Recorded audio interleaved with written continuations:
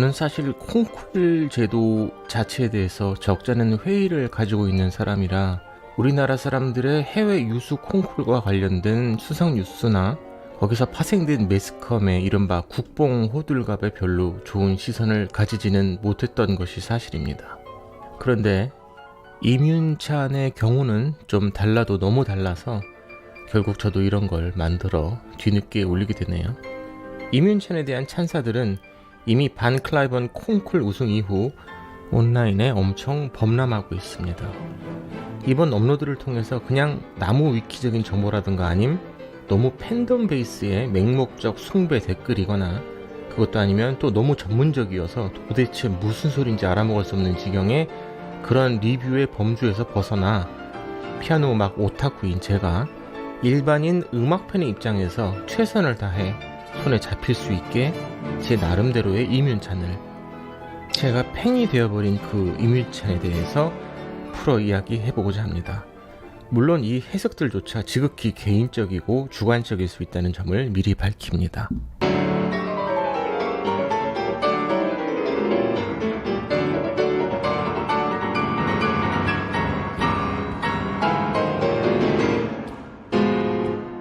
일단 무엇보다 우선 아무리 어려운 패시지라도 모든 음이 다 또렷하게 들리는 경지에 다다른 소리에 충만감을 줍니다. 이건 마치 거실의 텔레비전을 평범한 SD급으로 보다가 어느 날 갑자기 초대형 8K 올레드로 바꾼 느낌과 비슷합니다. 터치가 너무 고르고 정확하고 투명해서 이전에 수백 번 들었던 곡들도 아주 다르게 다가오는 신기한 경험을 하게 됩니다. 마치 연주와 동시에 믹싱과 리마스터가 되는 것 같은 희한한 느낌인데요. 아마 이 친구는 터치에 대한 뚜렷한 주관을 아주 일찍이 확립한 것 같습니다. 아닌 게 아니라 얼마 전에 쇼츠에서 발견한 이뮨찬 초등학교 시절에 연주한 즉흥환상곡의 짤이 있어서 보니까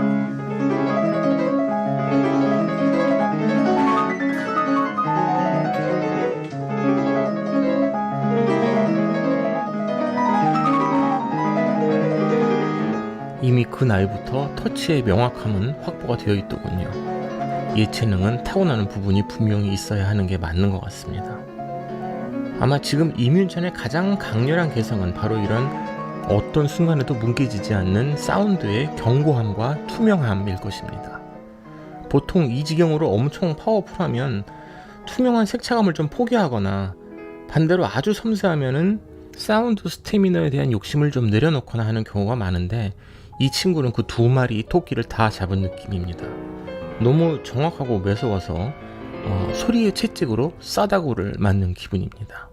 50년 가깝게 수많은 피아니스트들의 연주를 들어왔지만 이런 캡사이신 같은 테크닉은 정말 드뭅니다. 마르타 아르게리치가 신기에 가까운 속주를 했을 때 신기하긴 했는데 이렇게까지 짜릿함을 주진 못했고 폴린이나 츠메르만이 완벽한 소리의 유토피아를 이뤄냈을 때 존경스럽기는 해도 이렇게까지 매료되지는 않았었는데 말입니다. 시간을 거슬러 굳이 막 뒤지자면 호로비츠나 리히터 정도가 있겠네요. 이뮨찬의 테크닉은 개인적 기량의 과시를 위해서 존재하는 것이 아니라 제대로 된 음악적 표현을 위해서 존재하는 경지에 이미 이르러 있다는 사실이 놀랍습니다. 이제 18살인데 말이죠.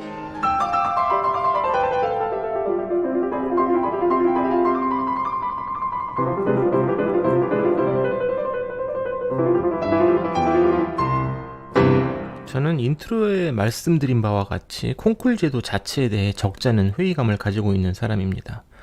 안 그래도 클래식 시장 규모가 점점 줄어들고 있는 이 와중에 신인 연주자들이 인지도를 극적으로 한 큐에 빡 만들어서 좋은 출발점의 기회를 얻을 수 있는 찬스가 현재로서는 콩쿨밖에는 없을지도 모릅니다. 그런 현실을 모르는 바도 아닌데 제가 콩쿨 제도에 대해 갑갑한 시선을 가지고 있는 이유는 다음과 같습니다. 음악 연주를 마치 육상 100m 달리기처럼 1등, 2등, 3등을 아주 객관적으로 뽑는다는 행위 자체가 사실 넌센스입니다. 하지만 콩쿨은 그 제도 자체가 경쟁으로 이루어진 일종의 경진대회 시험장입니다. 그래서 좋든 싫든 등수를 매겨야 합니다. 여기서 그나마 공정성과 객관성을 유지하기 위해 여러 명의 심사위원이 나눠서 점수를 매깁니다. 이런 구조 안에서 어떤 연주자가 과감한 개성을 드러내거나 실험적인 해석을 내놓는다는 일 자체가 거의 불가능해집니다. 왜냐하면 여러 명의 심사위원이 매긴 점수의 평균으로 등수가 매겨지는 상황에서 그 어떤 심사위원의 눈밖에도 나서는 안 되는 안전한 평균점이 높게 나올 연주를 해야 하기 때문입니다. 그게 리스크가 없는 선택지인 것입니다. 모난돌이 정맞는 가장 대표적인 장소가 콩쿨일지도 모릅니다.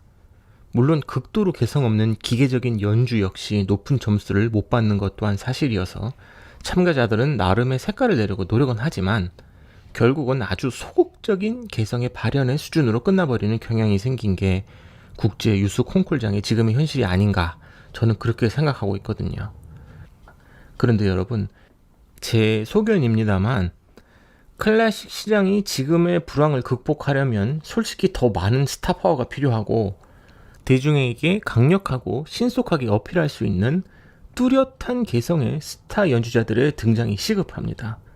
만일 그렇지 않다면 이 기술 좋은 세상에 굳이 고달픈 악기 연주를 사람이 직접 할 필요가 있는가 싶기도 하거든요. 솔직히 정해진 범주 내에서 맨날 뱅뱅 도는 클래식 시장 레퍼토리에도 불구하고 음반을 또 사고 티켓을 또 다시 사고 그런 이유는 안 틀리고 치나? 악보들을 얼마나 충실히 재현하나? 를 기대하고 그러는 것은 절대 아닐 것입니다. 클래식 감상 포인트는 그 개성의 발현이라는 지점이 되게 중요한 장르이기 때문입니다. International piano competition. Goes to Yoon Chun Lim.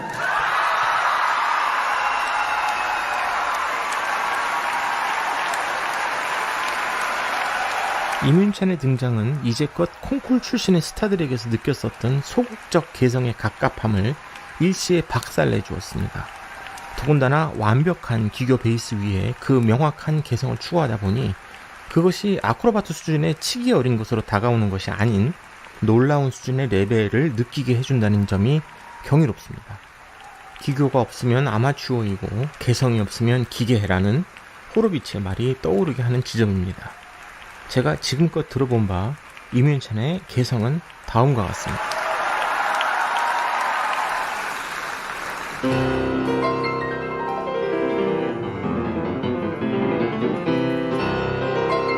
첫 번째, 일단 지금의 트렌드라고 할 수 있는 명확한 이성적 해성의 바탕 위에 러시아 계열의 대가들한테서 느껴지는 스케일의 큰 연주 스타일이 얹혀져 있습니다.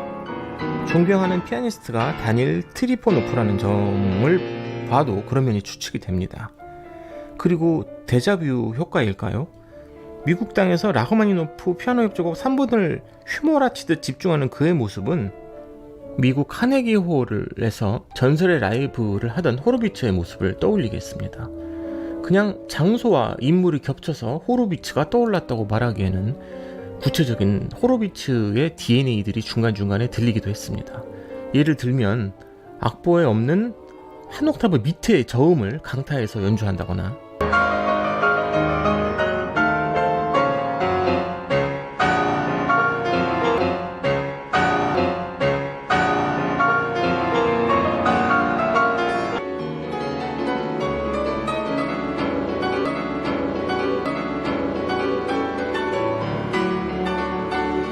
다른 피아니스트들의 연주에게서는 들려오지 않는 내성부의 강조. 이게 무슨 말이냐면 보통 가장 명확하게 들리는 맨 윗성부의 메인 멜로디 말고 중간 성부에 숨겨진 멜로디 라인을 호로비츠는 일부러 툭 튀어나오게 연주해서 전혀 다른 맛을 부지불식간의 청중들로 하여금 맛보게 하는 재주가 있었는데 그걸 임윤찬도 하고 있더라고요.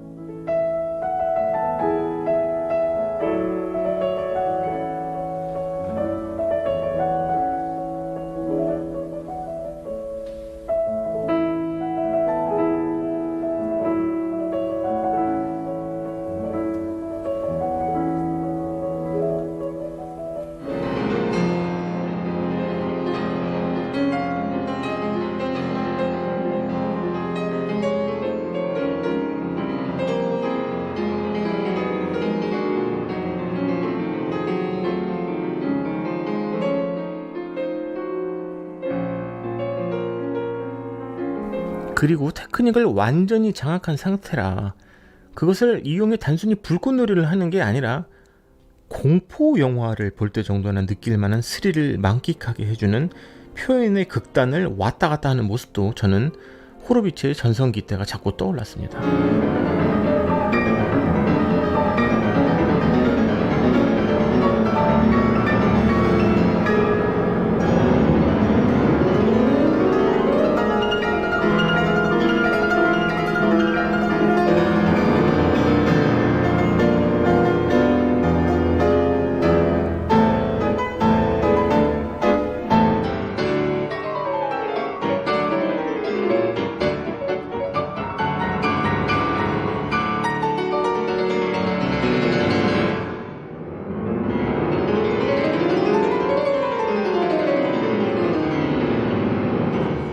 물론 그건 제가 호로비츠 팬이라서 그렇게 느꼈을 수도 있긴 합니다. 이런 비교는 주관적인 것이 맞긴 합니다. 일정 부분 엄숙주의의 그늘이 드리워져 있는 지금의 클래식계에서, 그것도 콩쿨 무대에서 이런 개성 있는 연주로 우승을 했다는 사실 자체가 솔직히 감격스럽기까지 합니다. 그렇다고 해서 이뮨찬이 호로비츠의 연주 스타일을 흉내내고 있다고 볼 수는 전혀 없습니다. 왜냐하면 호로비츠는 즉흥적인 감흥에 낭만적 자유를 무대 위에서 극단적으로 누렸고 그걸로 평생 스타덤을 즐기다가 간 연주자인데, 이뮨찬은 그런 쪽은 전혀 아닌 것 같습니다. 그보다는 차라리 라두루프나 소콜로프의 연주에서 느껴지는 것 같은 집중의 묘미가 압권입니다. 그건 아마 이뮨찬이 사사한 스승 손민수의 영향일 것이고, 또 그 손민수의 스승인 러셀 셔먼의 영향일 것이라고 추측해봅니다. 주로 이런 성향의 피아니스트들은 보통 무대 위의 스타로서의 삶보다는 스튜디오 녹음을 더 선호하고, 스타가 되기보다는 구도자의 길을 걷기 위해 두문불출하는 것을 더 좋아합니다. 글렌 굴드가 그랬었고 소콜로프도 그랬습니다. 저에게 이뮨찬은 호로비츠의 기교를 탑재한 라두루프 같다는 느낌입니다. 아니면은 젊은 날의 미켈란젤리와 비슷하다고 할까요? 아닌 것 같습니다. 굳이 누구 같다는 설명을 통해서 섣부른 프레이밍을 하기 싫을 정도로 이미 개성의 떡잎 윤곽이 뚜렷합니다. 그런데 이뮨찬은 이제 18살입니다. 저는 개인적으로 그가 올곧고 안전한 연주를 이어나가지 말고 반대로 자신만의 유토피아를 구축해 나가면서 그 안에서 마음 놓고 멋지게 뒤틀렸으면 하는 게 저의 솔직한 바람입니다. 마리아 칼라스의 노래처럼 한 소절만 들어도 누구의 노래인지 바로 알아들을 수 있는 그런 전설급 피아니스트로 남게 되면 참 좋겠습니다.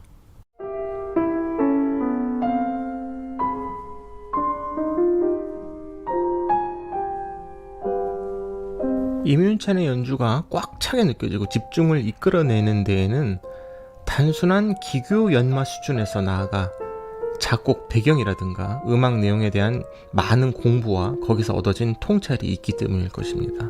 그런데 이런 경지는 사실 오랜 경력 끝에 쌓여가는 경륜에서 얻어지는 것이지 사실 어린 콩쿨 출신의 신인에게서 크게 기대할 수 없는 부분이거든요.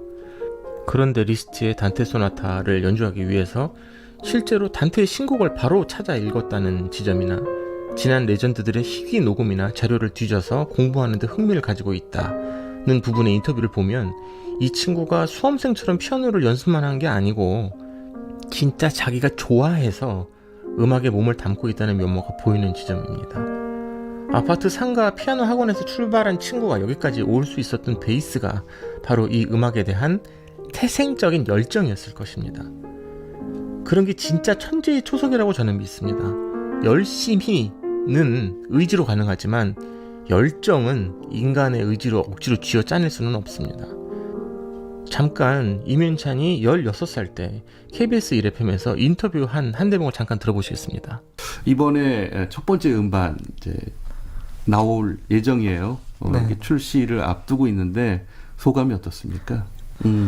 첫 레코딩이라는 부담감이 있었는지 제가 너무 높은 기준을 세우고 그 안에서만 노래를 했던 것 같아서 좀 아쉬움이 있지만 지금은 굉장히 기대도 되고 행복한 것 같습니다. 네. 그러니까 아주 높은 목표를 세우고 그것에 다다르려고 노력을 했는데 또 그게 자기가 원하는 만큼은 잘 이루어지지 않아서 네. 아쉽다. 네, 그런 말씀을 해주신 것 같은데요. 들어보시면 아시겠지만 진행을 맡고 있는 피아니스트 김주영 씨가 임윤찬 군의 말뜻을 잘 이해하지 못하고 있습니다. 윤찬 군이 여기서 하고자 한 말은 완벽하게만 하려고 하다 보니 그 안에서 진정한 사람의 노래, 자연스러운 표현 같은 것들을 놓친 것 같다고 말한 거지, 너무 높은 기준을 정해놓고 거기에 도달하지 못했다는 이야기를 하고 있는 것은 아닌 것 같습니다. 김주영 씨가 아마 진행에 집중하느라 복합적인 뜻을 내포하고 있는 이 고등학생의 의외의 답변을 빨리 해석 못했던 것 같습니다. 근데 그런 게 중요한 게 아니라 16살짜리 고등학생이 완벽하기만 한 연주의 도구마를 이미 알고 있다는 사실, 또는 그런 공허한 완벽주의를 경계해야 한다는 것을 알고 있다는 사실입니다. 다시 말씀드리지만 이때 임윤찬은 16살이었습니다.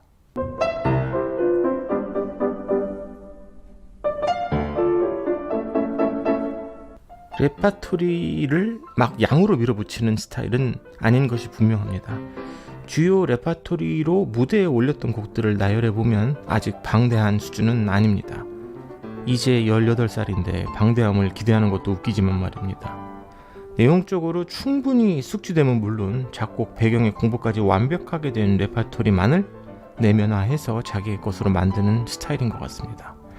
스케일이 큰 리스트의 곡들이 주요 레파토리로 자리매김한 대목은 러셀 셔먼의 제자였었던 그의 스승 손민수의 영향이 아니었을까 추측해봅니다.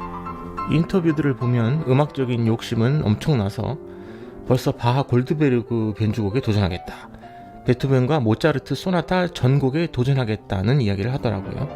그렇지만 그 일들을 아마 막 서두를 것 같지는 않습니다. 서두른다 하여 쉽게 정복될 레파토리들이 아니기도 하고요. 이제껏 무대에 올렸던 베토벤의 바가텔들이나 바하의 심포니아 같은 레파토리는 아주 일상적인 콘서트 레파토리는 아닙니다. 피아노 음악 오타쿠인 저조차 위그모 공연이 끝난 이번 기회를 통해서 다시 500년 만에 그 바하 악보를 꺼내보게 되었으니 말입니다.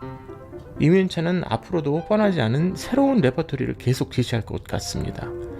이건 솔직히 다른 콩쿨 우승자들과 가장 확실히 비교되는 지점인 게 사실입니다. 그런데 이 또한 임윤찬의 음악성에 대한 증명이라 하겠습니다. 왜냐하면 음악을 진짜 좋아하는 사람은 좋은 연주도 연주지만 덜 알려진 좋은 음악을 많이 발굴해 더 널리 알리고 싶은 큐레이터로서의 욕구도 본능적으로 가지고 있기 때문입니다. 이런 면은 그가 팬이라는 다닐 트리포노프의 영향으로 보이기도 하는 지점입니다.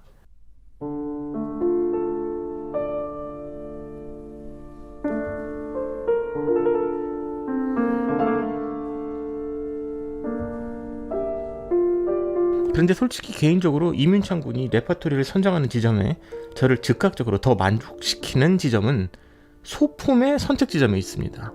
부담이 없는 소품굴에서는 매번 참신하고 정말 처음 듣는 좋은 곡들을 많이 추천해 줍니다.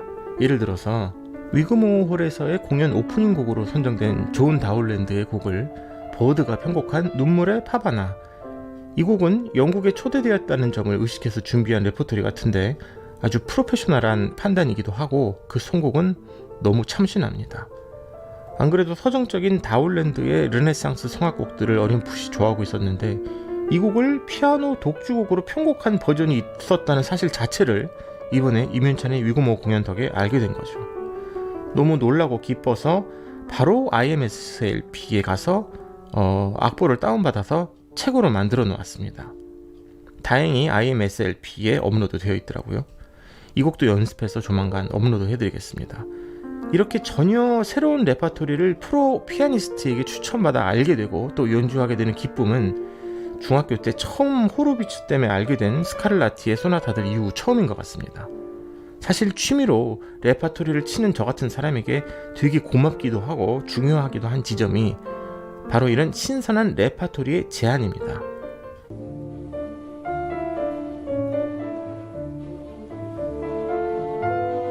임윤찬이 아이돌같이 잘생겼다는 게 아니라 자기가 하는 음악과 어울리는 그런 닮은 외모를 갖추었다는 이야기입니다.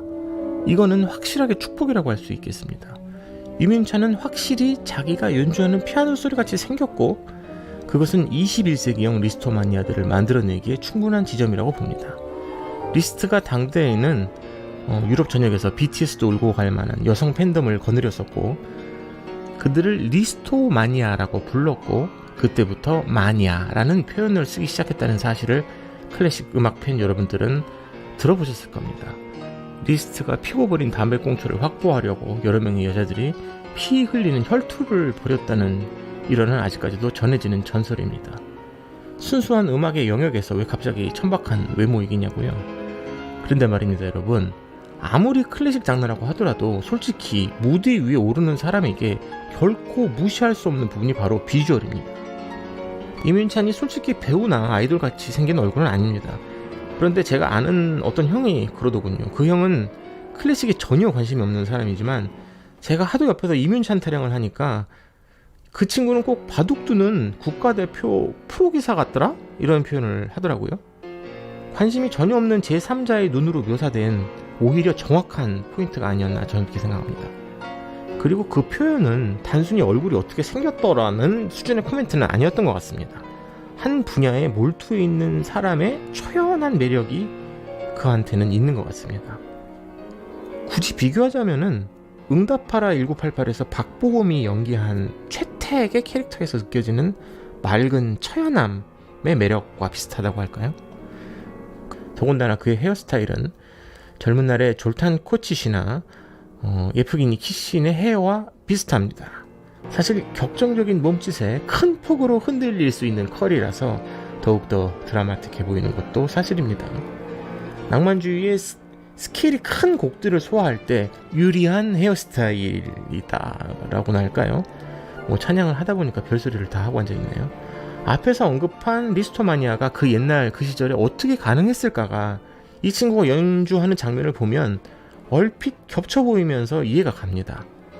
그 완벽한 집중의 카리스마는 확실히 수세기가 지난 지금도 많은 여성들의 마음을 졸이게 만들매 부족함이 없습니다. 이는 운동으로 다져진 식스팩하고는 전혀 색다른 차원의 매력 지점으로서 뭔가 팬덤을 들끓게 하는 그 무엇이 아닐 수가 없습니다. 더군다나 이제 한창 청춘이니 말입니다. 굳이 전례를 찾자면 쇼팽 콩쿠르에서 센세이션을 일으켰던 시절의 이보 포고렐리치 수준이라고 하겠습니다. 그런데 또 반면 이민찬 본인은 연예인병 같은 건 없습니다. 그런 어린 도인 같은 면모가 더욱더 팬덤을 증폭시키는 지점으로 보이기도 하고요. 어쨌든 요즘 참 만나보기 힘든 젊은이임에는 틀림이 없습니다. 피아노를 제외하고 생각하더라도 말입니다. 혼자 르네상스 시대를 살고 있는 것처럼 느껴질 때가 있다는 스승 손민수의 인터뷰가 이해가 갑니다.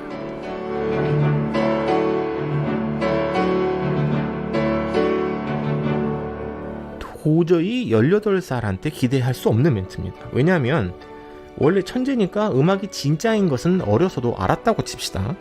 하지만 저 멘트가 가능하려면 또 세상의 대부분의 것들이 덧없고 가짜라는 사실도 깨달아야 되기 때문입니다. 저런 걸 깨달으려면 보통 빨라도 반백살은 돼야 저런 인사이트가 생기는데 이민찬은 무슨 청년의 몸으로 환생한 음악의 딜라이 라마? 이런 건가? 이런 생각이 드는 순간이었습니다. 한마디로 정리하자면 피아노 음악에 대한 찐 열정과 학구열이 실력으로 받쳐주는 유토피아가 발굴된 느낌입니다. 제일 중요한 건 이 친구는 콩쿠르에 1등 하려고 피아노를 치는 느낌이 전혀 없고 진짜 음악에 미쳐있는 메소드 연기자 같다는 점입니다. 마치 더스틴 호프만이나 메릴 스트립의 연기를 보는 것 같습니다. 그 음악 속의 캐릭터 속으로 완전히 몰입되는 장면을 음악에 전혀 조예가 없는 사람이 보더라도 그거는 신기하고 소름 돋는 장면이 맞습니다. 그토록 초절기교인데도 그것이 단순 과시적으로 보이는 게 아닌 이유는 그건 음악 자체의 에센스에 접신한 경지의 모습을 보여주기 때문이거든요. 그런데 이 친구는 완벽한 기교까지 갖추고 있기 때문에 그 어린 나이에 이 지구상 피아노 세계의 만신으로 등극한 지경으로 보이는 것 같습니다. 솔직히 콩쿠르 시스템에서 탄생하기 어려운 케이스입니다. 그래서 이민찬의 등장이 더더욱 반가운 겁니다. 그의 창창한 음악 인생의 팬의 한 사람으로서 큼지막한 기대를 걸어봅니다. 진짜 오랜만에 찐 스타가 하나 나온 것 같습니다.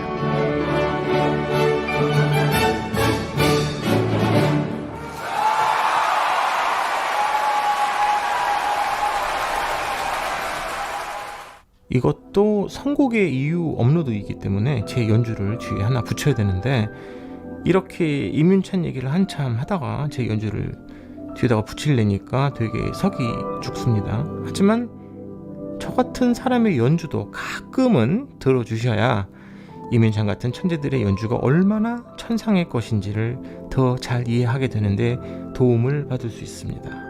따라서 임윤찬의 최근 위고모 홀 공연에서 앵콜로 연주했었던 리스트의 사랑의 꿈을 제 연주로 업로드 해드리면서 이번 선곡의 이유 8번째 시간을 마치겠습니다.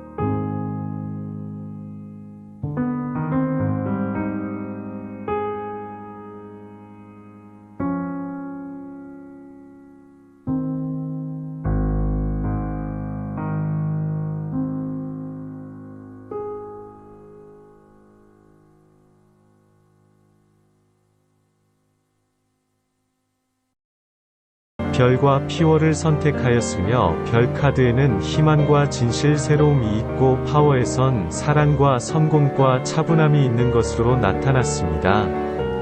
별과 파워의 이 두 카드는 당신은 특별한 운명을 타고났음을 말해줍니다. 당신은 어느 누구보다도 성공, 지혜, 번영, 부귀, 사랑이 가득한 인생을 살게 될 것입니다. 이 카드를 선택한 당신의 연애운은 곧 사랑 고백을 받겠군요. 당신 주위에 사랑의 기운이 가득하네요. 아마도 당신도 모르게 당신을 좋아하고 있는 사람이 있는 것 같습니다. 그 사람은 당신과 좋은 인연을 가지고 있는 사람입니다. 진지한 관계로 만나보는 것을 추천합니다. 공유하면 연애운이 이루어질 가능성이 더 높아진답니다. 직감 테스트입니다. 당신의 직감은 칼끝보다 날카롭습니다. 표정은 물론 바디랭귀지를 잘 읽을 줄 아는 당신. 날카로운 눈으로 사람의 심리를 꿰뚫습니다. 주변 사람들은 당신에게 거짓말하는 걸 포기했답니다. 시를 선택한 당신은 단체 생활형. 인간은 사회적 동물. 혼자 있을 때보다 누군가와 함께할 때 당신의 능률과 효율은 최고를 기록하죠. 살면서 당신에게 일어날 3가지 사건은 로또 대박 당첨과 길을 걷다 100만원을 득템하고 마트 추첨권 이벤트에서 1등 유럽 여행권 당첨할 운명입니다. 두 여자를 선택한 당신의 심리는 따뜻하고 쾌활한 성격의 소유자. 겉으로는 활력 그 자체지만 자신의 속마음을 쉽게 밖으로 드러내지 않는 당신입니다. 두 소녀가 보인다고 답한 당신은 복합형 사고방식의 소유자. 당신은 세상 만사가 논리적으로 설명 가능하다고 생각하지 않습니다. 사람이 전부 설명해내기에 이 세상은 굉장히 복잡하고 초월적인 면이 존재할 수 있다는 것을 직감적으로 이해하고 있습니다. 그렇기 때문에 당신은 마냥 논리와 이성을 고집하지는 않습니다. 당신은 논리와 직감, 이성과 직관을 적절히 섞어서 살아가는 사람입니다. 이 같은 성향은 당신을 굉장히 지혜로운 사람으로 만들어줍니다. 성격 진단, 초승달 그림으로 알아보는 당신의 심리 상태. 그림으로 알아보는 당신의 심리 상태로 A 그림을 선택한 당신의 심리는 구체적인 성과를 원하는 당신. 창조적인 아이디어의 실현 욕구가 분출되고 있습니다.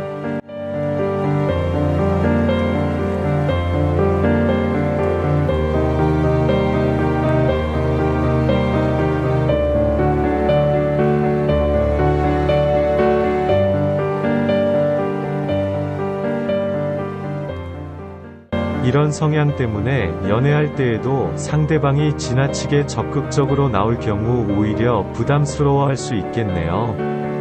하지만 적극적인 상대는 정말 당신을 소중히 여기고 있기 때문에 이런 사람이 있을 땐 절대 놓치지 마세요. 19금 코멘트. 웬걸, 밤에는 약간의 공격적인 성향을 가지고 있을 수 있네요.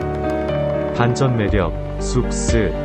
이때만큼은 자신이 리드당하기보다는 자신이 리드하는 걸 좋아하는 낮 저밤이 스타일이에요. 파란색 문을 선택한 당신의 성격 키워드는 뛰어난 학습 능력과 분석적인 성격으로 주위 사람들에게 똑똑하고 체계적인 사람으로 통하는 당신입니다. 당신이 호감을 가진 상대와 이루어집니다. 마음속에 호감을 가지고 있던 상대와 관계가 진전될 가능성이 매우 높아 보이네요. 식욕 25%, 수면욕 25%, 성욕 50%.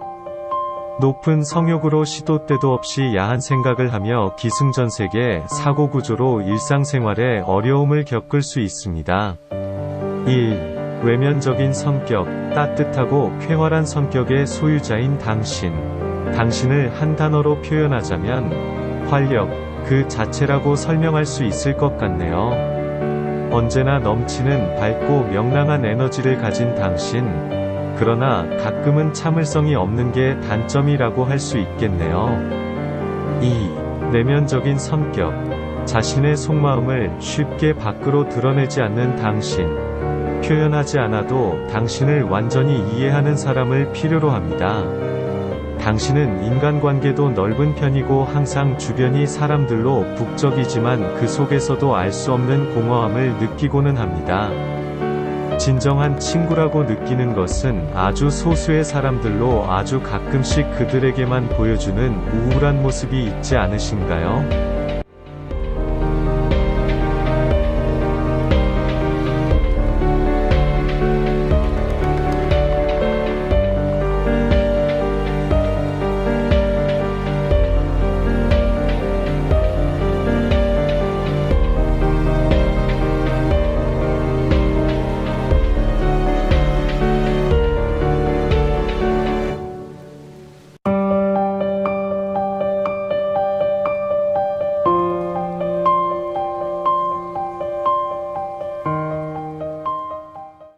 성격 진단.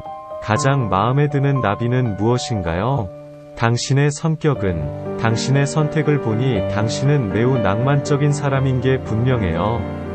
사실 발렌타인데이는 당신에게 한일전처럼 큰 행사이지 않나요? 센스 있는 선물 고르기는 당신의 전문 분야입니다. 누군지 몰라도 당신과 연애하는 사람이 부럽군요. 당신은 놀라운 연인이 될 테니까요. 젊은 여성의 뒷모습을 선택한 당신은 1. 낙관적이고 쾌활한 에너지. 2. 열정적인 타입. 3. 친절하고 자비로운 성격. 4. 약간 충동적인 면이 있다. 5. 호기심이 굉장히 많다. 584가 보이는 당신의 성격은 당신은 선의를 베푸는 친절한 사람. 매우 성실하며 대가 없이 봉사하는 친절한 사람입니다. 성실하고 정직한 인품을 가졌으며 양심 없는 행동은 하지 않습니다. 당신은 선의를 잘 베푸는 사람. 이 숫자가 보이는 당신은 매우 성실한 사람이고 대가 없이 봉사하는 친절한 타입입니다. 자기 자신의 솔직한 사람이기 때문에 남이 거짓말하는 것을 가장 싫어하며 특히 위선자를 보면 치를 떱니다. 당신은 행복은 나눌수록 커진다고 생각하기 때문에 남에게 잘 베풀고 덕분에 친구들과 관계도 좋고 평도 굉장히 좋은 편입니다.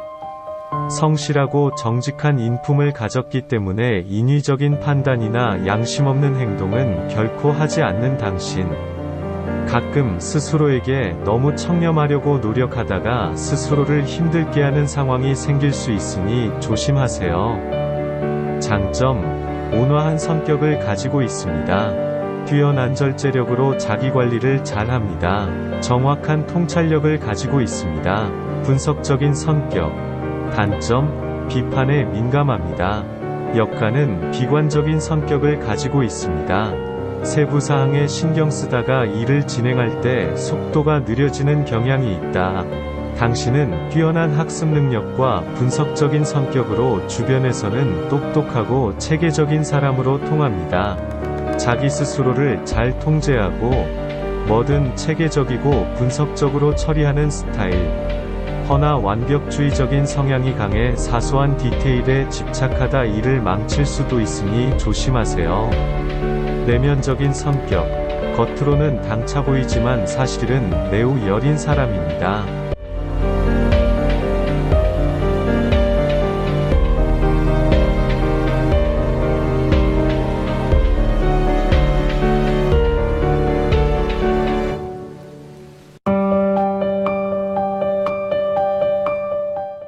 너무 좋은 사람으로 남으려고만 하지 말고 자기 자신을 있는 그대로 드러내보세요. 사람들은 당신의 진짜 모습을 받아들이고 여전히 사랑해줄 겁니다. 연애할 때 특징. 당신은 상대방에게 진짜 자신의 마음을 주는 데에는 상당한 시간이 걸리는 스타일이며 천천히 오래 보고 사귀는 편입니다. 오래 보고 마음을 키운 상태에서 연애를 시작하는 당신은 상처받는 것도 상처 주는 것도 싫어합니다. 엄지손가락이 뒤로 꺾여 있다. 혁신적이고 창조적인 아이디어를 만들어내는 아이디어 뱅크 타입. 빠른 사고 전환을 통해 자신만의 개성 있는 결과물을 제시합니다. 안정성을 추구하며 포괄적이고 체계적인 솔루션을 만들어냅니다. 넓은 지식을 통해 결정적인 순간에 훌륭한 해결책을 제시하는 해결사. D를 선택한 당신은 특정 이상형에 빠지는 타입. 기준에 맞는 상대를 발견한다면 앞뒤 잴 것 없이 돌진하는 모습을 보여주는 스타일입니다. 1번을 선택한 당신. 솔직하고 의심 없는 눈을 가진 타입. 숨겨진 것보다 보이는 것을 믿는 성격, 순수한 감성의 소유자로 주변에 사람이 많음. 당신은 순수함의 결정체. 당신은 오감이 발달하여 적은 변화에도 민감하고 주변에 신경을 많이 쓰는 섬세한 사람입니다. 예민한 당신은 예술 감각도 굉장히 발달해 있습니다. 또한 다른 사람의 입장에서 생각하는 공감 능력이 뛰어나 사람들이 많이 의지하는 사람입니다. 음악이나 영화 등 문화생활을 좋아하며 주인공의 감정이입도 잘하곤 합니다. 내면이 강한 당신은 자신의 목적을 달성하기 위하여서는 어떤 일도 마다하지 않는 열정적인 사람입니다. 이 타입을 선택한 당신은 유쾌하며 유머러스한 성격의 당신. 당신에게 가장 중요한 것은 인간관계 때문인지 언제나 주변에 다양한 사람들이 많습니다.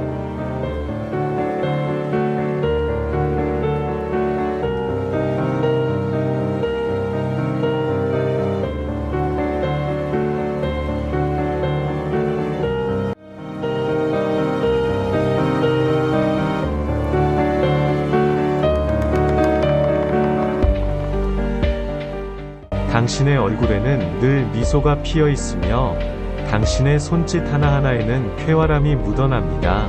경쾌하고 낙천적인 성격으로 활기차고 행복한 에너지로 가득 찬 당신은 주변에 항상 많은 사람들이 함께하네요. 지금 이 순간과 자신에게 주어진 인생을 즐기면서 다양한 일들에 능동적이고 적극적으로 참여해 주위 사람들을 즐겁게 하는 분위기 메이커이자 해피바이러스인 당신. 분위기를 따뜻하게 만드는 재주를 타고났기 때문에 갈등이 있는 상황을 언제나 훌륭히 정리해냅니다. 이러한 이름은 이렇게 좋은 의미를 가지고 있었군요. 당신이 쥔 주먹은 비모양 주먹. 다재다능하며 창의적인 사람. 통통 튀는 매력으로 어디서든 주목받지만 사람을 잃을까봐 늘 두려워하고 자신의 실수에 대한 걱정을 하기도 합니다. 당신은 이성적이고 냉철한 사고방식을 가지고 있는 타입. 생각지도 못하고 전혀 예상하지 못했던 일들이 닥쳐와 주위 사람들이 크게 당황할 때 당신은 냉정하고 이성적인 두뇌로 실수를 최소화시키며 문제를 바로 잡아냅니다. 또한 논리적인 두뇌를 이용하여 결과를 추론해내는 것에 능한 당신. 모든 문제에 대해 성급한 결정을 내리지 않으며 여러 가지 측면에서 검토하고 오직 확실한 증거에 따라 결정을 내립니다. 이와 같은 모습 때문에 주위 사람들은 당신에게 많은 것을 의지하며 여러 방면에 도움을 구하고는 합니다. 두 소녀가 보인다고 답한 당신은 복합형 사고방식. 당신은 세상 만사가 논리적으로 설명 가능하다고 생각하지는 않는다. 두 소녀가 보인다고 답한 당신은 복합형 사고방식의 소유자. 당신은 세상 만사가 논리적으로 설명 가능하다고 생각하지는 않습니다. 사람이 전부 설명해내기에 이 세상은 굉장히 복잡하고 초월적인 면이 존재할 수 있다는 것을 직감적으로 이해하고 있습니다. 그렇기 때문에 당신은 마냥 논리와 이성을 고집하지는 않습니다. 당신은 논리와 직감, 이성과 직관을 적절히 썩어서 살아가는 사람입니다. 이 같은 성향은 당신을 굉장히 지혜로운 사람으로 만들어줍니다. 웅크린 사람이 보이는 당신은 남들은 당신을 영리하고 책임감 있는 리더로 생각합니다. 실제로도 당신은 매우 유연하고 성숙한 사람입니다. 당신은 이성적이고 냉철한 사고방식을 가지고 있는 타입. 생각지도 못하고 전혀 예상하지 못했던 일들이 닥쳐와 주위 사람들이 크게 당황할 때 당신은 냉정하고 이성적인 두뇌로 실수를 최소화시키며 문제를 바로 잡아냅니다. 또한 논리적인 두뇌를 이용하여 결과를 추론해내는 것에 은한 당신. 모든 문제에 대해 성급한 결정을 내리지 않으며 여러 가지 측면에서 검토하고 오직 확실한 증거에 따라 결정을 내립니다. 이와 같은 모습 때문에 주위 사람들은 당신에게 많은 것을 의지하며 여러 방면에 도움을 구하고는 합니다. 25단계까지 통과하셨습니다. 천재일 가능성이 큽니다. 25단계까지 통과하셨습니다. 노란 자물쇠를 선택한 당신의 내면은 창조적이고 호기심이 강한 당신. 자신만의 개성이 뚜렷하고 이상을 추구하는 마음이 강합니다. P를 선택한 당신의 성향은 순수함의 결정체. 당신은 오감이 발달하여 작은 변화에도 민감하고 주변에 신경을 많이 쓰는 섬세한 사람입니다. 앵두 같은 입술을 선택한 당신의 연애 스타일은 앵두 같은 입술을 선택한 당신. 의외로 소극적인 면을 가진 당신. 이런 성향 때문에 연애할 때도 상대방이 지나치게 적극적으로 나올 경우 부담스러워할 수 있겠네요. 의외로 이런 소극적인 성향 때문에 연애할 때에도 상대방이 지나치게 적극적으로 나올 경우 오히려 부담스러워할 수 있겠네요. 하지만 적극적인 상대는 정말 당신을 소중히 여기고 있기 때문에 이런 사람이 있을 땐 절대 놓치지 마세요. 19금 코멘트. 웬걸 밤에는 약간 공격적인 성향을 가지고 있을 수 있네요. 반전 매력 폭발, 쑥스. 이때만큼은 자신이 리드당하기보다는 자신이 하는 걸 더 좋아하는 낮저밤이 스타일이에요. 당신은 선의를 잘 베푸는 친절한 사람. 이 숫자가 보이는 당신은 매우 성실한 사람이고 대가 없이 봉사하는 친절한 타입입니다. 자기 자신에게 솔직한 사람이기 때문에 남이 거짓말하는 것을 가장 싫어하며 특히 의선자를 보면 치를 떱니다. 당신은 행복은 나눌수록 커진다고 생각하기 때문에 남에게 잘 베풀고 덕분에 친구들과 관계도 좋고 평도 좋은 편입니다. 성실하고 정직한 인품을 가졌기 때문에 인위적인 판단이나 양심 없는 행동은 결코 하지 않는 당신. 가끔 스스로에게 너무 청렴하려고 노력하다가 스스로를 힘들게 하는 상황이 생길 수 있으니 조심하세요.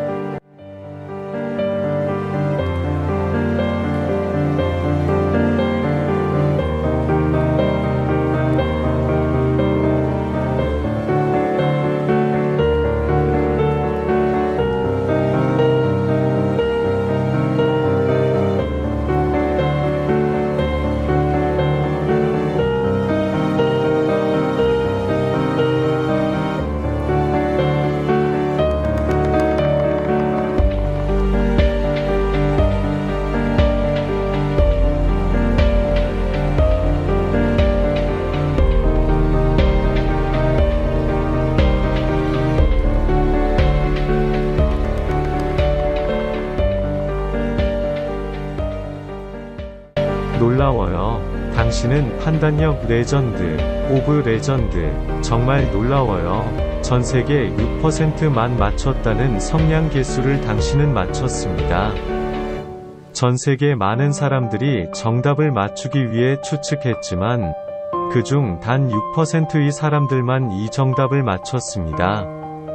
10초 안에 이렇게 답을 찾는 일은 두뇌의 회전이 빠른 사람만이 가능한데요. 당신의 두뇌는 일반인보다 50배 빠름 스마일. 이렇게 쉽게 풀어버리다니 할 말을 잃었습니다. 보신 것과 같이 저의 뇌구조 활동은 주로 좌뇌 발달로 나타났습니다.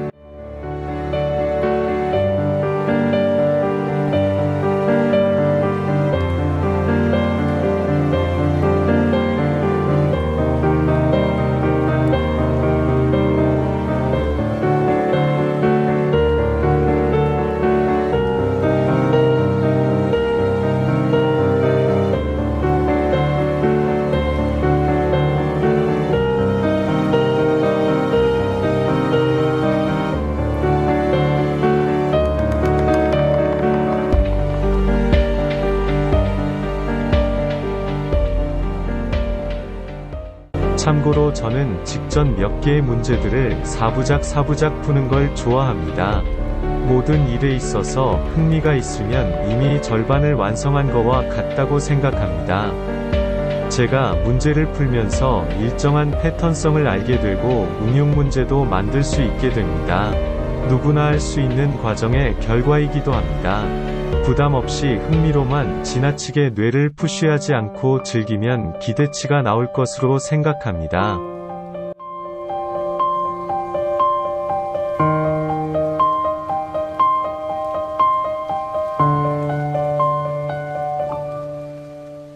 썼지만 자주적인 판단에 올립니다. 감사합니다. 특별히 황급히 작업을 다시 하여야겠다는 마음을 먹게 하신 분에게 감사드리며 작지만 정성을 드립니다.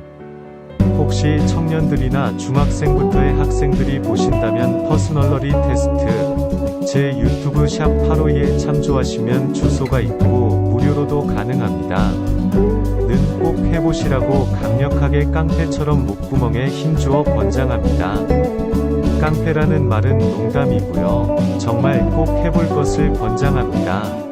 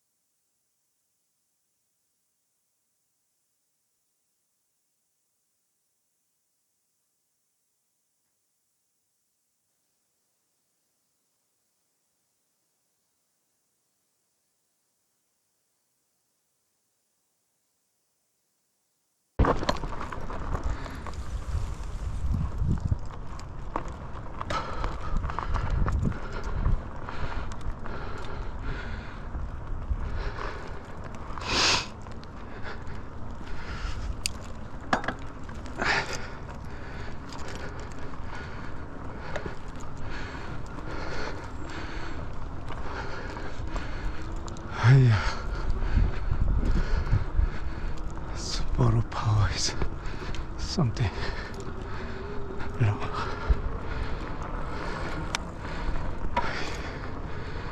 Whew.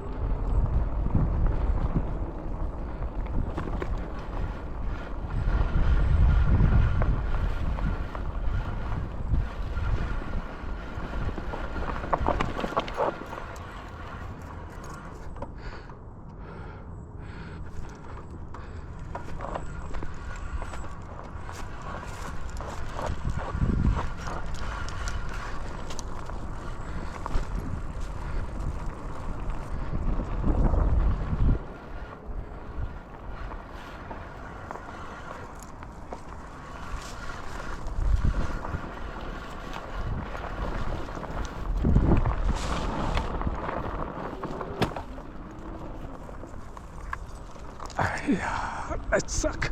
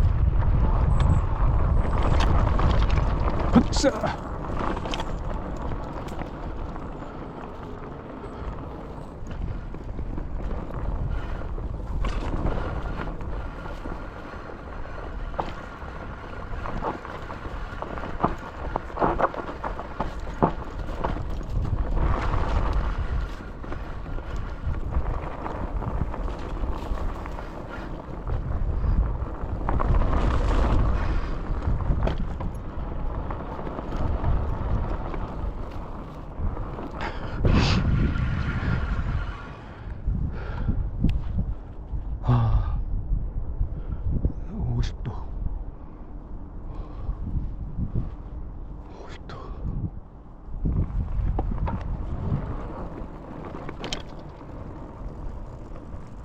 Hello. Hi.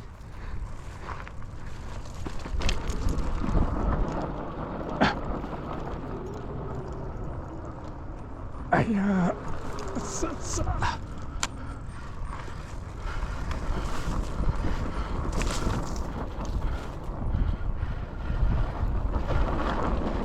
자, 싹.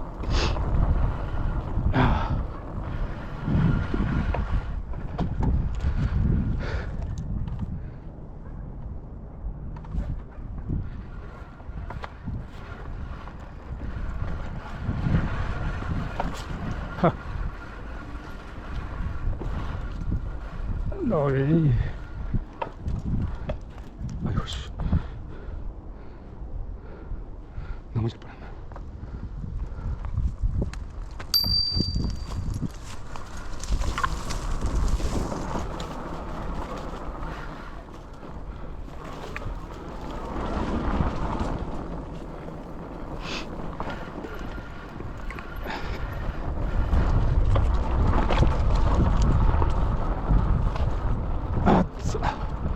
이 페달이 너무 크네.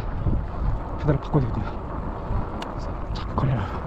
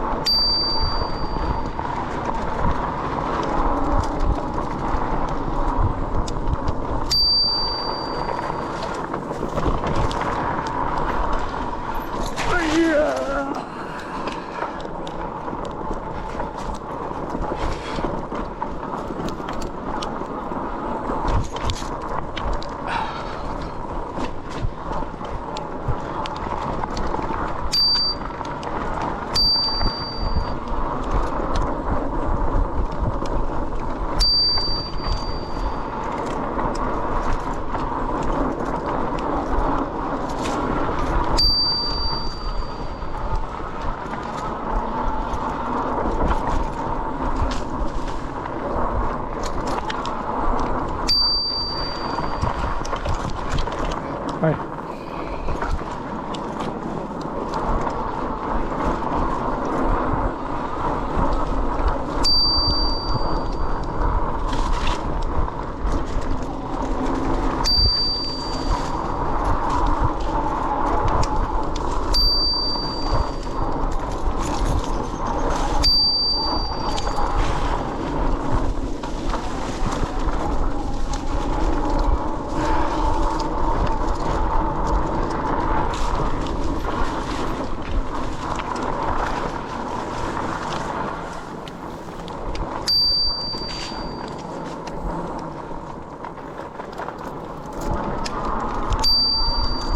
아이.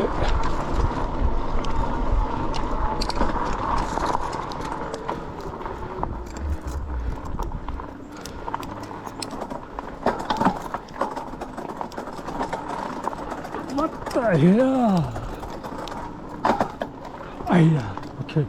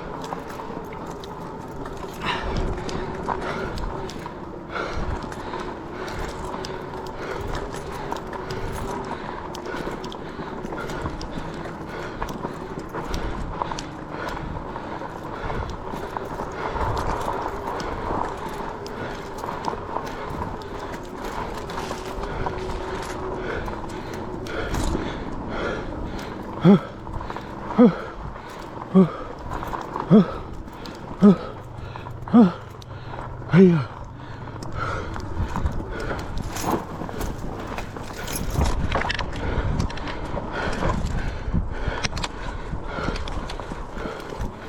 아이.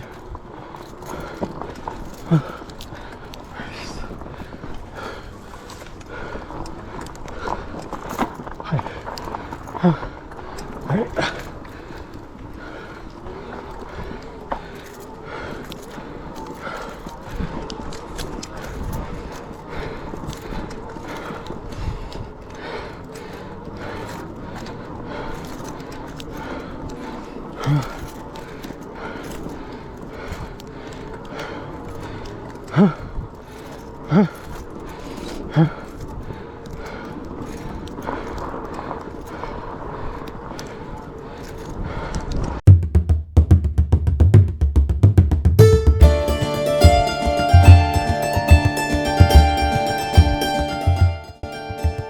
나의 고뇌와 주님의 응답. 나 불가능해요. 주님, 모든 것이 가능하다.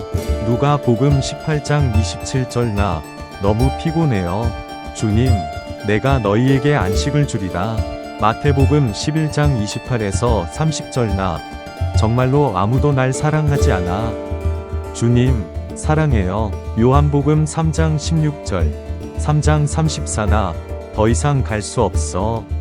주님, 내 은혜가 족하다. 고린도후서 12장 9절, 시편 91장 15절. 나는 문제를 알아낼 수 없습니다. 주님, 내가 내 발걸음을 인도하리라. 잠언 3장 5에서 6절. 나는 그것을 할 수 없습니다. 주님, 당신은 모든 것을 할 수 있다. 빌립보서 4장 13절. 나는 할 수 없다. 주님, 너는 할 수 있다. 고린도후서 9장 8절. 나 그럴 가치가 없어. 주님, 그럴 가치가 있을 거야. 로마서 8장 28절. 나는 나 자신을 용서할 수가 없다. 신과의 영적 관계 개선으로 가는 길. 작가 주디 와이님. 명상. 침묵과 고요함을 받아들이는 고독의 순간에는 종종 간과되는 심오한 진실이 있습니다. 그러나 헌신적이고 성실한 일은 진정한 자아, 가치관, 비전을 반영하는 직접적인 실체적 영역을 넘어 공명합니다. 그것은 내면의 힘을 기르고 마음, 영혼, 정신을 행동에 쏟을 때 창조주와 연결됩니다. 이 흔들리지 않는 기초를 키울 때 그것은 강력한 도구, 끈기를 개발하는 본질, 그리고 영적 목적의식이 됩니다. 이 명상은 우리에게 주어진 신앙과 힘에 대한 메시지로 우리를 다시 한번 온전히 일깨워줍니다. 명상의 말씀에 원 작가의 동의 없이 한참 고민 끝에 이 묵상의 명상에 대한 제목을 주님과 나와 의 온전한 영적 관계를 위한 개선에 포커스를 맞추는 아젠다로 하고 있다고 판단하여 신과의 영적 관계 개선으로 가는 길로 하였습니다. 로마서 8장 37절. 그러나 이 모든 일에 우리를 사랑하시는 그로 말미암아 우리가 넉넉히 이기느니라. 명상에서 주는 성경의 말씀을 빌리면 로마서 8장 37절의 말씀을 연결할 수 있다고 원작가는 말하고 있습니다. 아마 원작가도 저의 생각에 동의하실 거라 생각합니다. 왜냐면 명상의 기반을 로마서에 두고 있기 때문이라 생각하기 때문입니다. 그렇게 생각하는 점에는 말씀과 묵상에서 상호 공통된 메시지를 찾아야 하기 때문입니다. 로마서 8장 37절과 명상을 들여다보면 공기 인간의 위지적 내면의 힘과 영적 연결의 기저를 강하게 발현하고 있다고 보이며 하나님의 사랑이 우리 인간의 위지를 능가 초월하신다고 합니다. 환원하면 내면의 영적 힘과 창조주와 위 연결이 중요하다는 것을 품고 있다고 생각합니다. 작가의 의도를 다른 차원에서 들여다보면 사실 저는 그분의 상황을 조금 알고 있어서 다르게 접근하고 분석할 수 있다고 말씀드릴 수 있습니다. 로마서는 주님을 통로로 하는 대전제가 있지만 작가의 명상에서는 자신이 처한 고요함과 헌신이 통상적인 인간들이 상황에 함께 투영하여 영적 기반을 강화하는 방법을 제시하고 포괄적으로 규명하고 있다고 해석할 수 있다고 생각합니다. 성경만 보면 신앙의 힘을 강조하지만 작가의 명상에는 깊은 에고의 고요함과 온전한 헌신의 중요성을 강조하는데 둘 다 광의적 해석으로는 힘과 믿음의 중요 역할이 바탕이 된다는 전제로 이해됩니다만 후자가 성경보다 더 깊고 엄격하게 가는 방법을 구체적으로 알려주고 있다고 생각합니다. 제 해석이 인간적인, 너무나 인간적인 편파적인 이해의 접근이라 생각하시나요?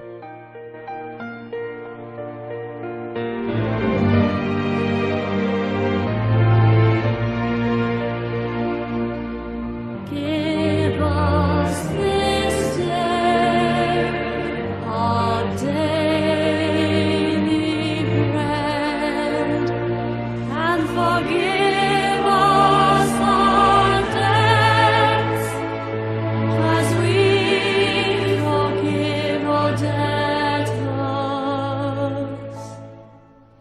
And lead us not into temptation, but deliver us from evil. For thine is the kingdom, and the power, and the glory